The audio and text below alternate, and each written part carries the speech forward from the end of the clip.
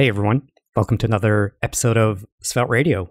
We have a special episode today about the upcoming event, Svelte Summit. But before we begin, we are going to introduce ourselves. So I'm Kevin, I run Svelte School. And then we have Shawn and Antony.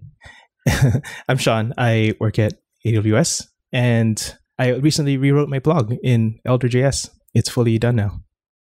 Hi, I'm Antony. I'm the CTO of Beyonk, and I'm also a Svelte maintainer. All right, cool. Svelte Summit. Are you guys excited? Pumped. Very. Awesome. Very excited. Awesome. I am as well. We have so many great talks lined up, and compared to the Svelte Society day that we had a couple of months ago, or half a year ago? Yeah, quite a while ago, actually. We only got like 12 proposals, but this time we got around 40. So wow, we're growing. That's great. And I guess we can talk a bit about some of the talks. Let's start with the I also wanted to like reflect a little bit on like the journey that we took to get here. Like all three of us, we started Svelte meetups in the cities that we lived in a year ago.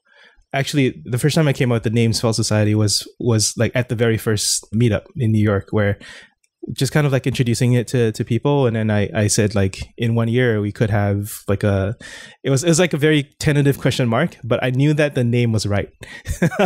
So yeah, it does work well. Yeah. So maybe we could have bought the domain back then, but I think it all worked out. I didn't have confidence or faith that I could do it, so definitely like a lot of credit goes to Kev for being the lead organizer for all this. This is amazing that you actually got all these people together and organized all this, so massive kudos to Kev. Absolutely. Yeah. Thanks. Yeah. It is actually quite a lot of work when you think about it, or rather it's like it comes and goes, like the workload. So at times you have a lot to do, and then like, for example, this week I'm going to have a lot to do because I have to edit all the talks together into one big talk, and you have to like do the website and all of this stuff. But for next time, we're probably just going to reuse the website or a variation of it. At least I think it works well. It looks good. Wolfer did a great job on the design as well. And community conferences are definitely driven by volunteers, and I imagine every framework, every programming language runs into this when they're just getting off the ground, and it takes people like you, people like us, to just volunteer and not wait for some other person to do it. Yeah, it's very easy to just wait for something to happen, but if everyone does that, it's never going to happen, right? So it's a lot of fun as well. Yeah. That's one thing I noticed, like being involved in the community opens a lot of doors. You get to meet a lot of people, talk to a lot of people that you probably otherwise wouldn't have talked to. So that's also fun. Yeah. I also think like even the guests that we've had on, it's even on this podcast has been pretty good actually. Yeah. Yeah. No, I think it's quite, it's something to organize a meetup in your town kind of thing. It was difficult for me because it's not something I'd really done or thought I could do before. But I think that taking that to a sort of global scale is a lot more difficult, and it's something that I probably still don't think I could do. So yeah, like Shawn says, well done, Kev. I think that's something that's you've really sort of pushed the bar out there. I think it's funny because in some ways I think it's easier, and in others it's harder for some reason. I was about to say that, like, because when I think we organized like maybe 5 or 6 Svelte Society New Yorks before everything shut down. And I was responsible for booking the venue, like getting everyone in the door. Like sometimes the instructions to get in the building were bad, and then people would be calling me and emailing me. And then at the same time, like being MC, or I try to sort of farm out that job, but sometimes I'll be the fallback. And then also speaking, because it's hard to find speakers. And then also being responsible for AV, like recording it and then putting online. Because I think the majority of the talks audience is always going to be online, so you always want to promote the YouTube and all that stuff like that. So in one sense, like doing it online gets rid of all the physical stuff, so you can just post straight to YouTube. Exactly. And so this time around we also have sponsors. That's a pretty big milestone, I suppose. Yes, thank you, Daddy Bezos. And all right, let's talk about the speakers, or rather their talks. I was thinking we could start with the with Svelte at the edge, powering Svelte apps with Cloudflare workers. Have you guys worked with workers? I haven't, no. I think they're sort of like, I guess you could call them just serverless functions, right? With a twist. Because they're like web workers. Yeah, it seems like they're tiny little, tiny little functions that sort of, a lot like serverless on other platforms, but more kind of, I guess they have a lot less power than a real serverless function. But it makes them ideal for just sort of shipping out to edge nodes everywhere. So yeah, it's pretty cool. So I think this talk is by Luke Edwards, and I think he's going to talk about server-side rendering Svelte on the edge, which is a pretty cool idea. Yeah. I'm super excited to see it. Yeah. I'm always interested in what you can pump into a tiny little function. Yeah. Low power devices are fascinating to me. So this is kind of like, I guess, virtual low power devices. Like running your website on a Pi. That's fancy. I think so. Having worked at Netlify also Netlify announced edge functions recently, which are kind of in a similar category to workers. The thing I caution people, so like what specifically is less powerful, right? So we're talking like lower memory. But I think that the main restriction that people should be aware of is that the response time has to be very fast. Like it used to be acceptable for Lambda function or for like a serverless function to respond in 300 milliseconds, and you can go up to 15 minutes if you want to. But for edge function, you need to respond probably in less than 10 milliseconds or like on that order of magnitude, right? Like because everything in there is serving every asset that you request. So if you run a slow running function, then your website delivery is going to be very slow, which also means that you can't do a lot of logic in there, but you can do some. And I think that's where people are going to push the boundaries. I just want to caution people, this isn't like, let me take one serverless function and just shove it to the edge and it'll be magically faster. No, this is exactly like Antony's right. Like this is a embedded device that you happen to be running closer to your sort of viewer's location. So you can do things like internationalization, like same URL, send people to different languages based on the IP or their browser sort of headers. But then also, the thing that Cloudflare is really, really innovating on, which no one else is doing, is KV stores and durable objects. So they have compute. Cool. That's the thing that's workers. But when you add in some form of persistence, so KV stores are eventually consistent, and durable objects are strongly consistent, then you get to do some things like authentication at the edge and whatever, like just storing basic bits of data. That's actually pretty interesting. This weekend I was tinkering with actually doing, like, building my own authentication service. Yes, I know you shouldn't do that, but mostly for learning, right? Yeah. And it's pretty cool because you can store the sessions in KV probably, and you can also store like user information. So you'll have like, and then the thing with Cloudflare is you can just park your DNS, like your domain there, and then you just have your worker on a route, and you automatically get authentication for free, sort of. It's interesting, actually. I will say one thing, Shawn. There is another service doing KV, and it's actually really a really attractive proposition. It's Begin.com are doing it as well. Oh, yeah. But yes, it's something I agree that's been missing from a lot of providers for a long time.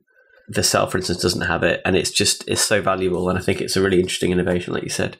The funny thing is that, so Begin's KV is actually just DynamoDB, and like everyone could do this. It's just that no one's like aggressive enough, and Brian LaRue and Ryan Block at Begin are extremely aggressive with serverless technology. Yeah.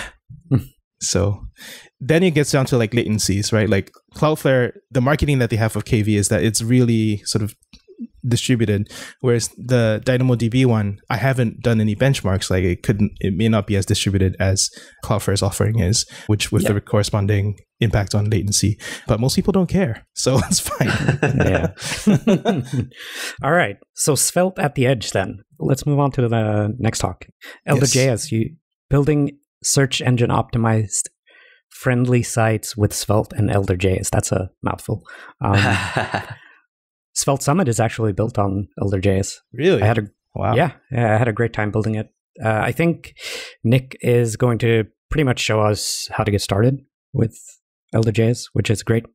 Has some concepts that are a bit hard to grasp at first, but that have become clear pretty quickly. I don't know if you have any thoughts on that. I think this one's interesting to me because I don't have time to experiment with all these new frameworks and sort of engines. And I think that having a visual tutorial, as much as I don't really do video tutorials, I think having a visual tutorial would be really interesting because I definitely want to static generate everything I have, but it's not always easy. Yeah. Usually a lot harder. The thing about Elder.js is that Nick has a very particular way of thinking. That's the way that he phrases it. I've talked a lot with him as I sort of ran into issues. So you kind of have to like kind of buy into that idea. But otherwise, it's very well written. It's very well documented. I have rewritten my site. It is a lot less JS than even my Sapper site because it's using the islands architecture. It doesn't rehydrate the entire DOM, even though nothing changes in the DOM. It only rehydrates the parts of the DOM that changes. And I think that's something that Jason Miller at Google is kind of really pushing. So this will be an important crowning of Elder.js as a real thing. Yeah.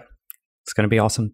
All right. But then we have Replicant by Peter Allen. The in-house penguin, you could also call him, I guess. Oh, he has a real name? I thought we're not. I thought we just. He I don't know. He does. He uses it for talks only. It's like his talking. Yeah. It's like his talk name. I'm not sure it's his real name. It's just like a pseudonym for talks. I'm not sure it's the real picture as well. Like, I think he just hires a guy to play him. But he's actually a penguin. Yeah, that's a sneaky move. So that's I think his pen name. This talk is going to be on how you pretty much build a REPL, which is something I have no idea how to do, and it sounds super advanced. So that's going to be a lot of fun. Isn't there ongoing work to split out the REPL from the Svelte site? It's kind of already split out because the REPL, I can't remember what it's called, it's Code Mirror or something like that, but it's already split out, and somebody actually opened a PR to document exactly how to set it up in isolation, which is really good. Because it is tricky to do that. Yeah, I'm using it on Svelte School, but I got the idea from one of Peter's talks. He used a REPL in one of his talks, so I kind of just copied the way he did it, sort of, and it works. Yeah, he's one of these developers that builds just like very impressive projects to serve his own needs, and then you find it, and you're like, how come this is not better known? Yeah, and like so I think his Bristol. I think that was his talk at Bristol.js or Bristol something. BrizTech. BrizTech. So I highly recommend people check out that talk because he made his own slide deck because that's what developers do with the REPL embedded inside with live reloading and all that. And MB Specs was also really good. Like look at the docs and look at the penguin walking around. Like I'm pretty excited anytime Penguin puts out stuff. Yeah, super satisfying to go to the website and look at the penguin walk back and forth for sure. It's so cute. All right. So next talks. This obviously is my favorite talk, right? The unlocking the power of Svelte actions. Yeah. Ooh. So this is going to be a fun one, I think. I'm hoping to learn a lot because I love actions. Who is speaking? Inter alia? So who's that? So this is Kirill Vasiltsov. Right. I probably butchered his name. But yeah. So this is going to be interesting. I'm not entirely sure what we'll learn about, but it says custom events and extending DOM attributes, sharing animation logic. So that sounds fun. I mean, this is just a guaranteed to get picked for the conference, right? Hate? Why? No. He's guaranteed to be picked because I'm guaranteed to. Right. This is conference organizer optimization. COO. Talk-driven development.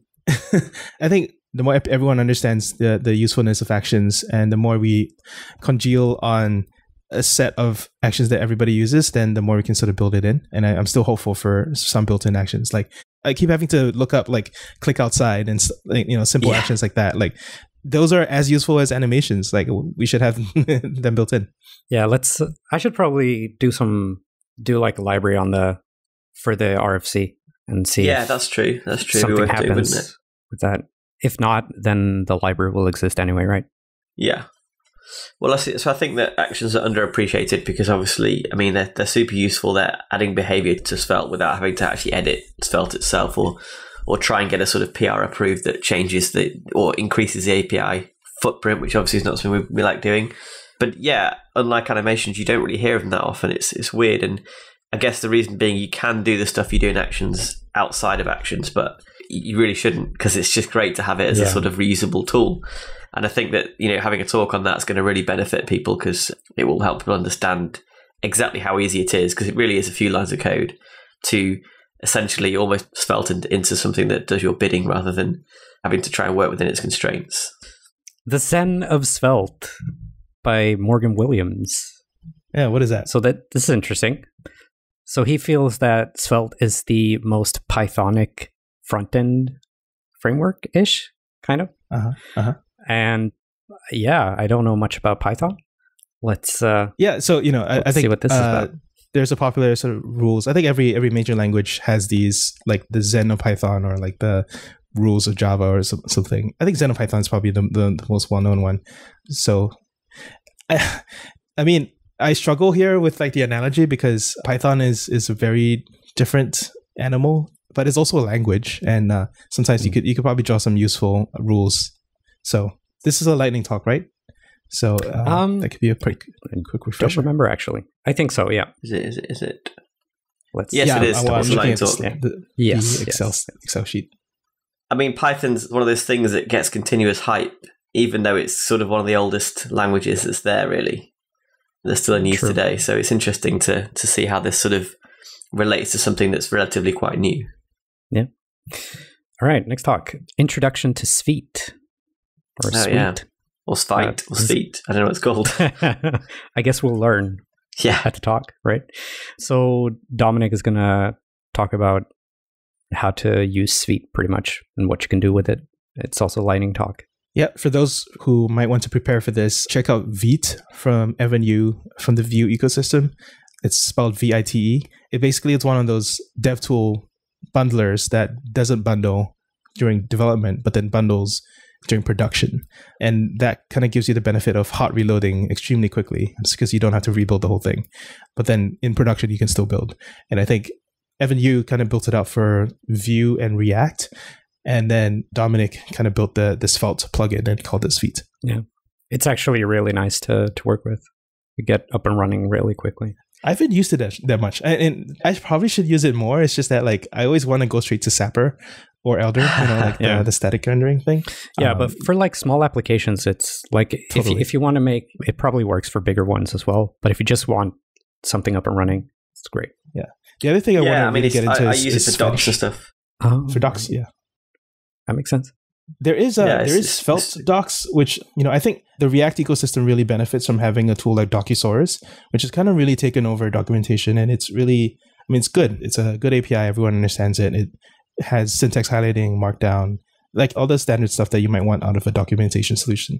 And I think Svelte probably should try to get towards that. But right now we have a bunch of different tools. Yeah. But I think you're going to start with, as a newer framework, you're going to start with a whole bunch of stuff. And then, the good ones are going to sort of shine and become more enhanced and advanced than what they are. So I think it's totally reasonable that right now you're going to have 100 ways to do the same thing. Yep, sure. Like routing. Like routing, yeah. Yeah, and there's actually going to be a talk about that. We can probably talk about that now. So it's a lightning talk about picking a router by Alessandro. So he's the guy that wrote one of these routing libraries. So that's going to be fun. And I think there are so many routers to pick and choose from. Absolutely, so it's going to be interesting. Yeah, and then we have a talk by Ron It's not sure how to pronounce that. Names are hard. And the title of the talk is The Web a la Mode. And so the description is, the web is a mouth-watering platform fashionably served with a side of sweet reactivity. Take a wild ride exploring what it has to offer you and how Svelte ties it all together. This is bound to be a fun talk, right? Yeah. It has to. At least from the description. It's a fun title. Maybe that Ron is pretty interested in cooking, I guess. Yeah. I don't know what a la mode actually means. No, I took a sneak peek at this talk because I do have the talk, so I can actually watch them already. But it does have something to do with food, so that's fun. I think it's some kind of pancake or something. I'm a bit unsure. Let's see on Sunday. Yeah. All right. All right. And then Lihao's talk, demystifying Svelte transitions. So this is another one of those things that are you kind of use the built-in transitions, but having custom transitions is interesting. So I think Lee Howe's talk is about how it works under the hood, which is always fun to understand. His blog has been just, how Svelte works under the hood, like it's amazing. The compiler handbook. So he's really taking this idea and exploring it. And I think transitions is one of those black boxes thing. Like, I never know what to put in the options. And there's just a whole bunch of like, I guess it's like CSS, like inline styling or something. But then I don't know how to transition things in and out nicely. I think there's a step change between when I look at the docs and I see all the different transitions, and then I try to apply them in like realistic settings, and then it just doesn't look great. Like, right. Yeah, maybe watching this talk will make you understand how to use them as well. I don't know. Yeah. I remember one time I had a margin collapsing, which is a really bad issue. Like it would just jump when the transition ended. Oh yeah. I think the Lee Howe talks are really fascinating because I think one of the problems Svelte has is the internals are so complex. They do something that's so different to anything else really that's out there. And I think there's just a great community service provided by Lee Howe that she's basically just to explain as best as possible, in a kind of introductory and beginner sense how that all works. So I'm pretty excited about this talk actually, because it's definitely something that I need to learn more about. And, it seems like an uphill slog sometimes. So yeah. All right. So those are some of the talks that we're going to see at Svelte Summit. We're going to announce more of them as we get closer. And there's a mailing list that you can join on sveltesummit.com. You hit the sign up button and you can just enter your email and you'll get updates. And I'm going to send out the first email today or tomorrow. We'll see.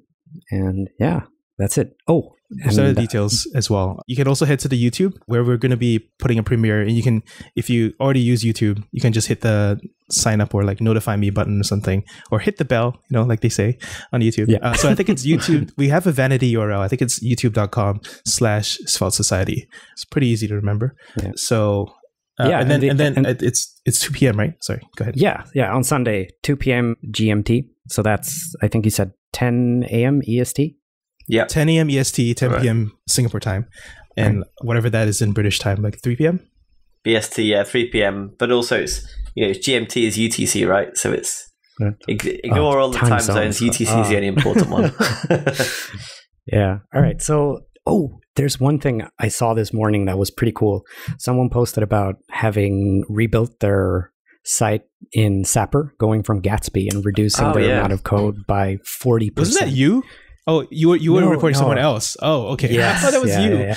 No. That was pretty cool to hear. So on that note, let's end this show and we'll meet up again in a couple of weeks again and talk about how Svelte Summit actually was. All right. Bye. Thank you, guys. Bye.